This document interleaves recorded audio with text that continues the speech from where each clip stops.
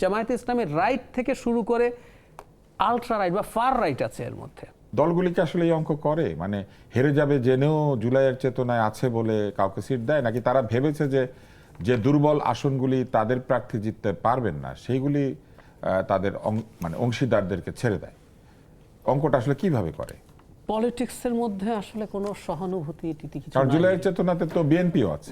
মানে ওনারা কিন্তু চাইতেনও, ওনারা কিন্তু জাতীয় সরকারের কথা নিজেরা বলেন, সো আমরা সব চেতনা মিলে একটা জাতীয় সরকার করি, এটা কিন্তু বলছেনও।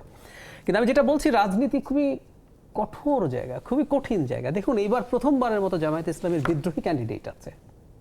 হ্যাঁ, কারণ তারা এটা হলো অফিশিয়ালি, আবার আনঅফিশিয়ালি বলেছে তারা মধ্যপন্থী লিবারেল রাজনৈতিক দল, তারা সাক্ষাৎকারে বলেছে এখন মধ্যপন্থায় গেলে তো এসব আসতে থাকবে। এখন চেতনার জন্য করেছে একেবারেই না।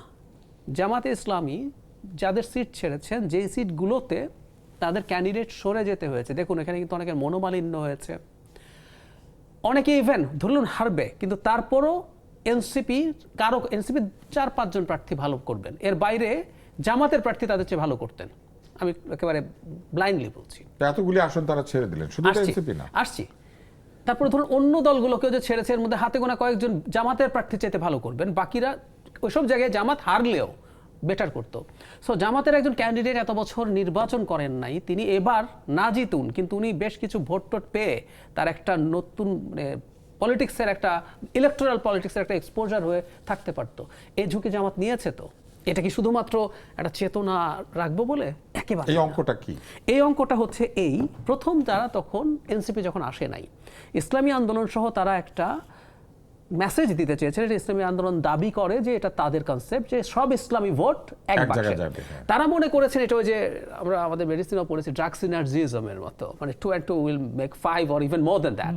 সো ওনারা মনে করেছেন সবাই আমরা যদি একই বাক্সে এফেক্ট হতে পারে, তারা ভেবেছেন। এরপর তিনারা চলে গেলেন, কিন্তু আবার ওনারা একত্র হয়ে যাওয়ার একটা ঝুঁকি তৈরি হয়েছে, যে বাংলাদেশে বিএনপির বিরুদ্ধে একটা ধর্মভিত্তিক, এর মধ্যে জামায়াতে ইসলামের রাইট থেকে শুরু করে আলট্রা রাইট বা ফার রাইট আছে এর মধ্যে।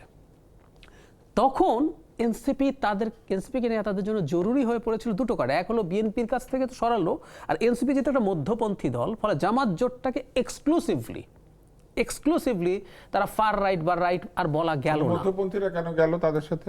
সেটা তাদের অঙ্ক, কারণ তাদের যে পলিটিক্যাল ক্যালকুলেশন ছিল, সিটের যে ক্যালকুলেশন, ওই যে আবারও বলছি, এইসব আসলে পলিটিক্সের মাঠে নেমে শেষ পর্যন্ত এই বার্গেইনগুলো হয়।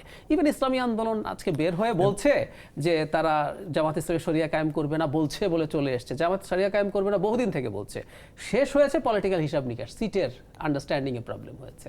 সো এই হিসাবগুলো এরকমই। সো জামাতও সিট ছাড়ছে, তার একটা বিরাট বেনিফিট আছে এনসিপিকে দিয়ে, সে তার ওই ইমেজটাকে ডাইলুট করছে। ইন্টারন্যাশনালি কিন্তু প্রবলেম হবে। একটু যোগ করি, যেন আব্দুল্লাহ মোহাম্মদ তাহের একটা প্রকাশ্য সভায় বলেছেন, আমি নাম বলছি না, একটা রাজনৈতিক দলকে নিয়ে, তাদের জোটে থাকা তখন ছিল, যে প্রশ্ন করেছে আমেরিকান এম্বাসি যে ওরা তো এক্সট্রিমিস্ট ইত্যাদি ইত্যাদি, তখন তিনি জবাব দিচ্ছেন যে আমরা তাদেরকে আশ্বস্ত করেছি তাদেরকে আমরা এক্সট্রিমিজম থেকে সরিয়ে আনবো। সো ইন্টারন্যাশনালি যে চাপে তারা পড়তে যাচ্ছিলেন, এনসিপিকে নিয়ে তারা কিছু সিট কম পেলেও তারা এখানে ডাইলুট করার চেষ্টা করেছে, এটা খুব জরুরি ছিল।